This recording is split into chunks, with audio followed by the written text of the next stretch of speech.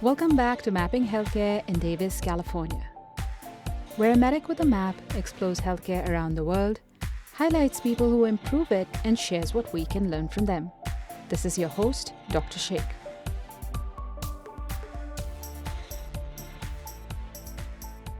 A sepsis alert is a computer warning used in hospitals to help spot a serious infection early. It tells doctors and nurses, this patient might be getting very sick from an infection, so they act quickly. A large hospital rolled out a new sepsis alert. It was evidence-based, backed by national guidelines. Hospital leaders talked about it as a game changer to catch sepsis earlier and save lives. The email messages about the alert went out, but on the hospital floors, it felt different. Clinicians were already juggling multiple alerts, constant interruptions, and heavy workloads. And this new sepsis alert, it was just one more pop-up, sometimes useful, often not, and easy to override. The numbers started to tell a story. Alerts were being ignored more than 70% of the time. Clinician response times did not improve, and outcomes for sepsis stayed the same. From the leadership perspective, the question was, why aren't people complying? From the frontline clinician perspective, the question was, why does this feel disconnected from reality? It wasn't that the healthcare staff didn't care about sepsis. It was that no one had really connected the tool to their daily workflow and their clinical judgment. There were no real feedback loops. Concerns about false alarms never reached decision makers. Different clinical units interpreted expectations differently. And most importantly, the staff didn't feel comfortable pushing back openly. Eventually, hospital leaders realized the problem wasn't the alert. It was the conversation around it, or actually, the lack of a conversation. The intervention didn't fail because it lacked evidence. It failed because it lacked personal meaning. In healthcare, it's not enough for a message to be sent. It has to be felt, or it won't be heard. When they relaunched the initiative, they did something different. They told real patient stories, invited frontline clinicians into redesign, and listened and adapted quickly. And they made sure every layer of leadership was saying the same thing, in the same way. The alert became not an interruption, but a signal that their staff trusted. We invest millions in technology. We redesign workflows. We publish protocols grounded in the best available evidence. And yet, so many improvement efforts quietly stall or never fully take hold, not because the idea was wrong, but because the message didn't land. Somewhere between the boardroom and the bedside, communication broke down, and frontline teams were left to interpret change on their own. Today, we're joined by Camilla Covello, co-founder of Quality Global Alliance, a healthcare accreditation and quality improvement organization in Brazil. We explore communication gaps in healthcare leadership and what the evidence actually tells us about why quality improvement in healthcare fails and how we can get it right. Camilla, welcome to Mapping Healthcare. Thank you, Fad. I'm very happy to be here. So you have a background in communications and healthcare management, and you have more than 20 years of experience in healthcare leadership and strategic communication. So that's what we'll be focusing on today. We often hear about underfunding, staff shortages, problems with technology when health improvement efforts fail. But communication, that's how priorities are framed, how change is explained, and how feedback circulates in an organization or a group can quietly make or break these initiatives. So let's start by trying to understand why this issue is still under-recognized, this issue of communication in healthcare. From your perspective, why does communication remain such a persistent blind spot in leadership? So here's what makes communication so easy to miss, okay? When it fails, it almost never gets recorded as a communication failure. So it gets recorded as medication error, wrong site surgery, a patient who left without understanding the diagnosis. The communication is the first thing to break and the last thing anyone writes down. So on top of that, communication doesn't trigger anything. So an abnormal lab value, for instance, sets off an alarm, drug interaction flashes on the screen, two people misunderstanding each other makes no sound at all. So that's why leadership manages what alarms, but not always what doesn't alarm. Last weekend, I was giving a class to surveyors of my organization, and I was talking about communication in accreditation. I began the class saying the invisible criteria because it seems invisible, but it shouldn't be. That's a really good point. When communication fails, it fails quietly. You mentioned the important point about it not being recorded as the problem, and I can see how that might slip by. And other more convenient or more prominent issues might be named as the cause of the breakdown in the healthcare initiative. So, those are really good points. And many of our listeners have likely seen projects that really looked perfect on paper, but they didn't really land in practice. So, a real world example could help illustrate how communication gaps between leadership and frontline teams or across departments translate into implementation failures. So, can you share an example where a well designed improvement initiative faltered or failed primarily because of communication breakdowns rather than technical flaws? I'm going to give you 3 short ones, okay? That'll work. 1, the surgical checklist. It works. It's something that everybody knows, everybody in our market knows, everywhere in the world, but it doesn't work alone. So I had one hospital that broke down the communication where the nurse didn't feel safe to talk to the physician and say, you are marking the wrong knee. And then we saw a surgery beginning wrongly. When we asked the leadership, the surgery leadership, what was wrong, they said, the nurse. The nurse was wrong because she didn't speak. But there was a lot of things behind it, right? Second one is one completely different. I support another hospital that installed that early warning system for patients starting to deteriorate. Technically, excellent. Now, it flagged when the patient exactly needed, but the mistake was the handover. The handover wasn't well done. So the alert fired right at the shift change. The night team never really registered it. And the junior doctor didn't escalate because no one had ever told her that calling a senior at 3 in the morning was expected, not optional. The result, the patient deteriorate while the information was set there. So here's an example where the technology did its job, but the communication between people failed. And the third one, it happens a lot in my country, Brazil. So the care itself is often good. The doctor examined the patients, okay, made the right call, did the right thing.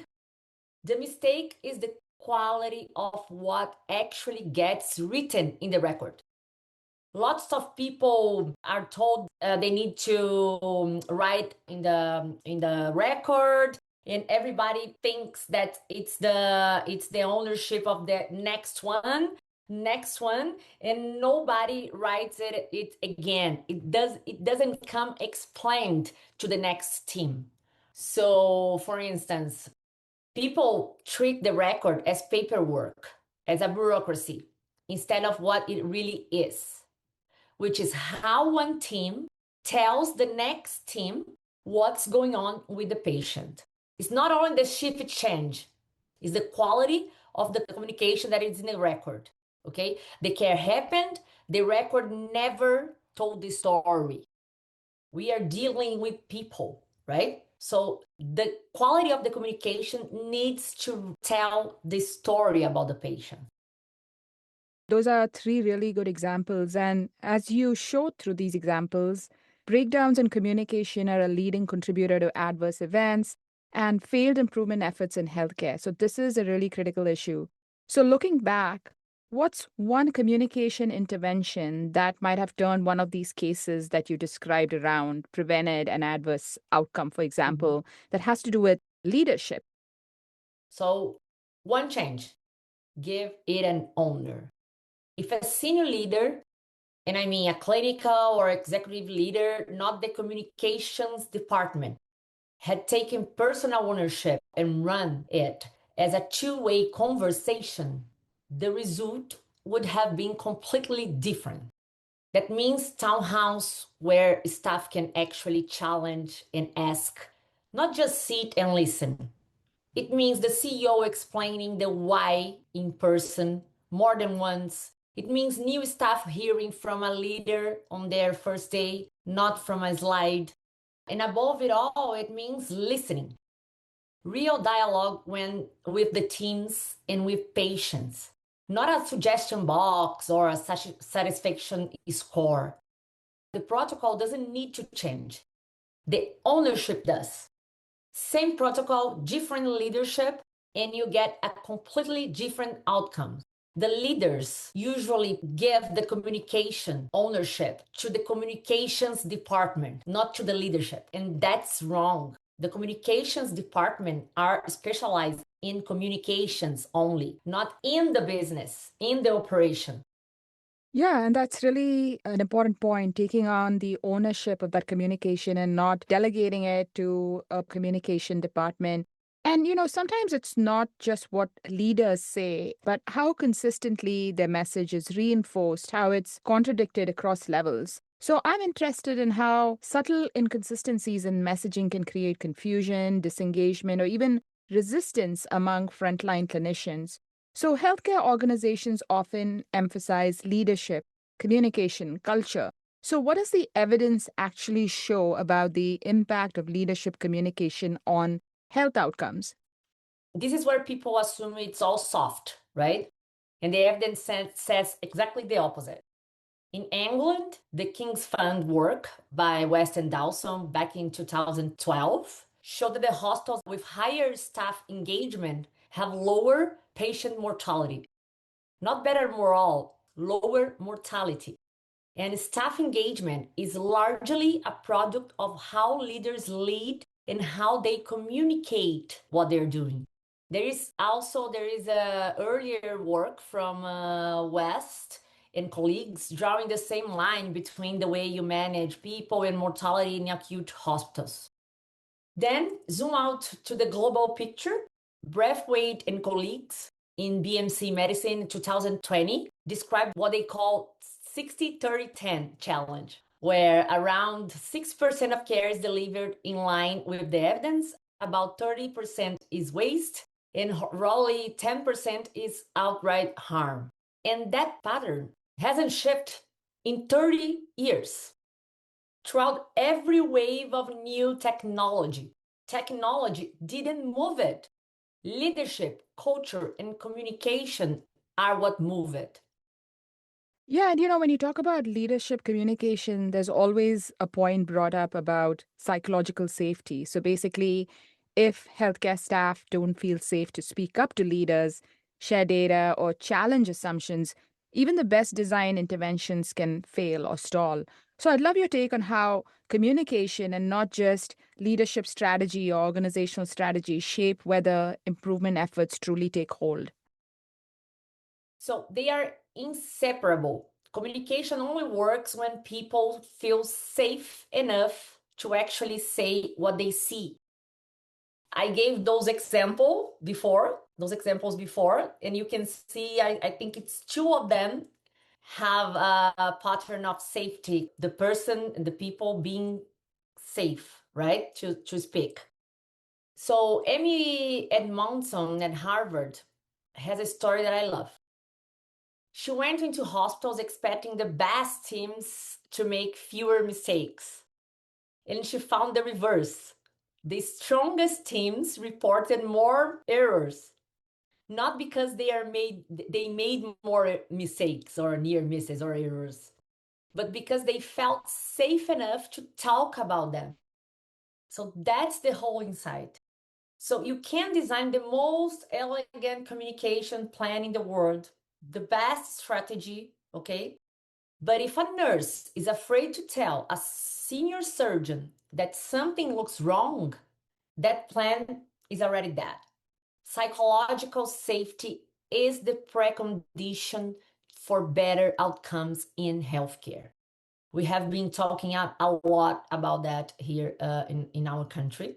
And it's something that we like to say, if our organization thinks in people in the center of care, not only the patients, but also the people inside the organization. And for leaders listening to this episode, recognizing failure is critical. Doing this early is really important. So, what are some signals or early warning signs that a quality improvement or healthcare improvement initiative is failing due to communication issues that leaders need to pick up? There are a few phrases I listen for, and the moment I hear them, I know the initiative is in trouble, okay? The first one is, that's handled by communications, as I said before. If communication has been outsourced to one department, leadership has already let go of it. The second is the leader who goes quiet. The minute things get difficult, they disappear from the conversation. They hide themselves. And the third is, we have a satisfaction score, as if a number were the same thing as a dialogue. It isn't. And the fourth is, it is in the report. Please read. Which usually means the improvement happened and then died inside a document nobody opens, right? So beyond this phrase, the signals are very concrete. Meetings where only the senior people speak, information that only ever flows downward, never back up. And the same near miss showing up again and again because no one felt safe enough to flag it in the first time. Yeah, so those phrases are really great examples of early warning signs when things are failing, sort of signals to leaders for sure. And, to close our conversation, given what we know from research in high performing organizations, if you could give healthcare leaders one evidence informed strategy to close this communication blind spot, what would it be? Wow. So make communication is a named leadership responsibility with an owner and a fixed rhythm. That's the whole strategy. Stop running it as a campaign and start governing it. In the accreditation model, we work with, in the very first level of maturity in leadership, is simply having a real communication plan that runs in both directions, with a leader's name attached to it. Not a communications team, a leader. Who are we speaking to? How do they speak back to us? And how often? From there, you build upward, not backward. Leaders who don't just state the values, but actually live them visibly. Genuine dialogue with patients and families, results shared openly with staff, with patients, with the community. If a leader did nothing more than the first step, name an owner and set a cadence, they would close most of the gap. That's a clear message, essentially naming the leader clearly and setting that cadence for regular check ins keeps a leader within reach of staff for sure and gives a clear message as to who they need to reach out to when issues occur. And Camilla, we've been talking about how communication shapes meaning and connection in healthcare. Those ideas show up outside the hospital walls too. And cities have their own way of communicating who they are through their food, their music, their everyday life. You live and work in Sao Paulo, and I've been to Sao Paulo with one of the ISQA conferences was held there. So had the opportunity to appreciate the city that you live and work in. It's one of the most vibrant cultural hubs in the world. So what are some of the experiences, flavors, or traditions that really capture the spirit of Sao Paulo? Oh, I love that you're interested on that. I hope the people who are listening to us, if they come to São Paulo, definitely they should eat feijoada, which is Brazilian black beans, on very traditional during Wednesdays and Saturdays. Also, we would like to go I like to take foreign people to Mercadão, which is a huge market in São Paulo's downtown. It's beautiful. Also, what else? Oh, Japanese food here is wonderful because São Paulo has the largest Japanese community anywhere outside Japan. It's great. And also, as I experience, go to Avenida Paulista on Sunday. You can see all our mixture over there. Lots of different people doing different things. Avenida Paulista is an avenue, huge avenue in São Paulo. I think it was one of the first avenues in São Paulo. And there is museums there. And on Sundays, they close the avenue, and then you can see lots of people playing music. Also, the soccer. You should go to a soccer game. It's something very Brazilian. Doesn't matter which team. That's very, very Brazilian, and I like it, and people should go for it. The experiences that you shared with us really communicate the vibrancy and the diversity of Sao Paulo. And I do hope people visit your beautiful city to appreciate that. So thank you so much, Camilla, for taking the time to talk to me today. It's always wonderful to chat with you. You know, the two of us serve together on the board of the International Society for Quality in Healthcare, ISQA. And I really always enjoy your insights into Latin America and its amazing place in the world of healthcare improvement. So thanks so much, Camilla.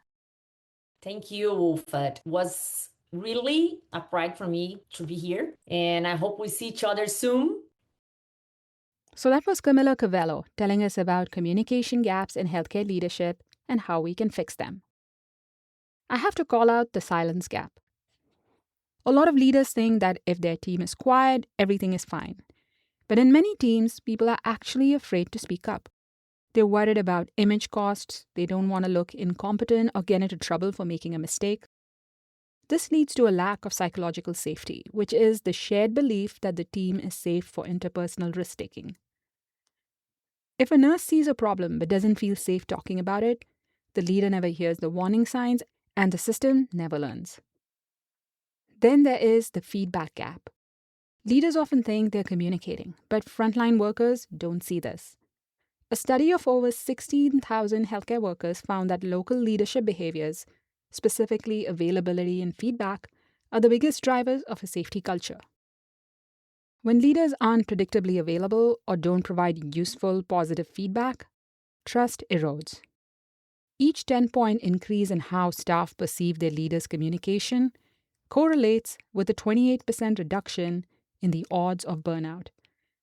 It shows that communication isn't just a soft skill, it's a survival skill for the clinical workforce. And we have the nuts and bolts gap. Many leaders get so focused on resources and staffing that they forget the relational side of things. The most effective leaders are the ones who nurture relationships and empower other people on their team to lead. One way to mind these gaps is the patient safety leadership walk-round.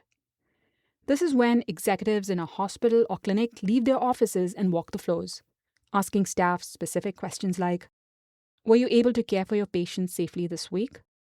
If not, why not? It bridges the gap between the blunt end, that's administrators and policies, and the sharp end, that's frontline healthcare staff, and makes latent issues visible to the people in charge.